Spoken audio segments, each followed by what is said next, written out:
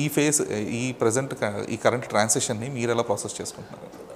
చాలా అంటే ప్రాసెస్ చేసుకోవడం అలా అని చెప్పేసి ఆనందంగా ఉందని చెప్పేసి నేను వదిలేయట్లేదు. I'm working really hard now. అంటే ఇన్ ది సెన్స్ నన్ను నేను పబ్లిసైజ్ చేసుకోవడంలో, okay, and through my manager నేను నంబర్ ఆఫ్ డైరెక్టర్స్ దగ్గరికి, ప్రొడ్యూసర్స్ దగ్గరికి అప్రోచ్ అయ్యేలాగా రీచబిలిటీ కోసం నేను ఐఎమ్ ప్రాసెసింగ్ దాట్. అదొకటి, ఆ సెక్టర్లో ఒకటి ఉన్నాను. అండ్ ఐ డోంట్ నో, ఇప్పుడు వాళ్ళు ఆలోచించుకొని వస్తారు డైరెక్టర్లు ఎక్కువ శాతం. ఇప్పుడు మొన్న కూడా ఎవరు అడిగారు ఇలాగే, ఆ రోజు ప్రెస్ మీట్ అయిపోయిన తర్వాత క్వశ్చన్ అండ్ ఆన్సర్ అయిపోయిన తర్వాత అడిగారు, సార్ కథలు మిమ్మల్ని వెతుక్కుంటూ వస్తాయా, మీరు కథలను సెలెక్ట్ చేసుకుంటారు?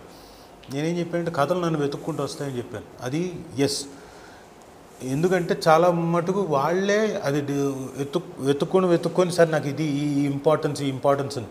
ఇప్పుడు ఆయన కూడా అలాగే నన్ను వెతుక్కుంటూ, కథే కదా వెతుక్కుంటూ వచ్చింది, ఈ క్యారెక్టర్ రాజీవ్ అయితే బాగుంటాడని చెప్పేసే కదా. సో ఎస్, మీరు అంటున్నట్టు ఇప్పుడు ప్రాసెస్ చేసుకునే దాంట్లో ఇక్కడి నుంచి నేను కూడా కథలను వెతుక్కుంటాను.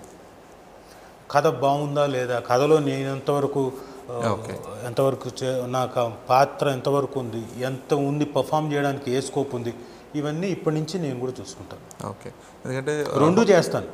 అటు అవి ఎత్తుకొని వచ్చిన దానివి నేను కూడా కొంచెం ప్రాసెస్ చేస్తాను. ఓకే, ఎందుకంటే లాస్ట్ టైం ఇంటరాక్ట్ అవుతున్నప్పుడు చెప్పారు ఎందుకు చేయాల్సి వచ్చిందంటే తప్పలేదు, have to do such kind of reels అని.